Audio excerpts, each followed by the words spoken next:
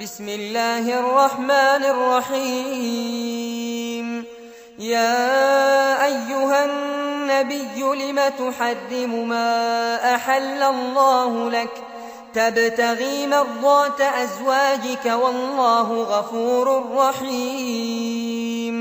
قد فرض الله لكم تحلة أيمانكم والله مولاكم وهو العليم الحكيم. وإذ أسر النبي إلى بعض أزواجه حديثا فلما نبأت به وأظهره الله عليه عرف بعضه وأعرض عن بعض. فلما نبأها به قالت من أنبأك هذا؟ قال نبأني العليم الخبير. إن تتوبا إلى الله فقد صغت قلوبكما وإن تظاهرا عليه فإن الله هو مولاه وجبريل وصالح المؤمنين والملائكة بعد ذلك ظهير. عسى ربه إن طلقكن أن يبدله أزواجا خيرا منكن مؤمنات قانتات تائبات عابدات سائحات ثيبات وأبكارا. يا أيها الذين آمنوا قوا أنفسكم وأهليكم نارا وقودها الناس والحجارة عليها ملائكة غلاظ شداد لا يعصون الله ما أمرهم ويفعلون ما يؤمرون.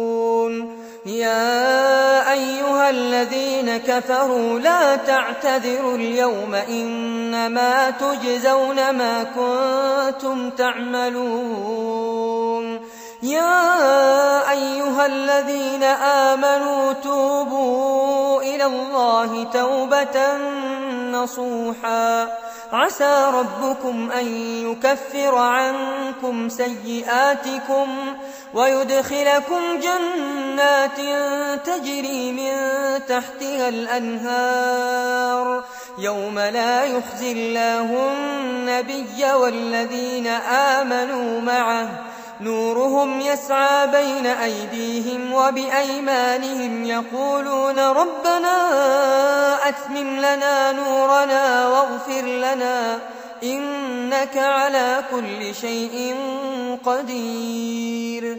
يا أيها النبي جاهد الكفار والمنافقين واغلظ عليهم ومأواهم جهنم وبئس المصير. ضرب الله مثلا للذين كفروا امرأة نوح وامرأة لوط كانتا تحت عبدين من عبادنا صالحين فخانتاهما فلم يغنيا عنهما من الله شيئا وقيل ادخلا النار مع الداخلين.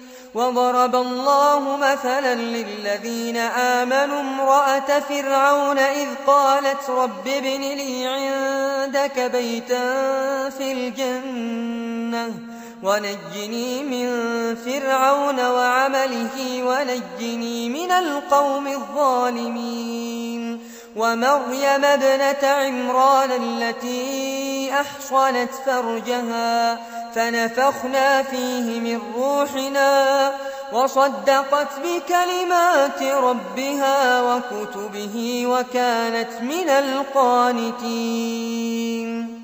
وختاما تقبلوا تحيات إخوانكم في تسجيلات القادسية الإسلامية بالدمام. هاتف رقم 83211110. والسلام عليكم ورحمة الله وبركاته.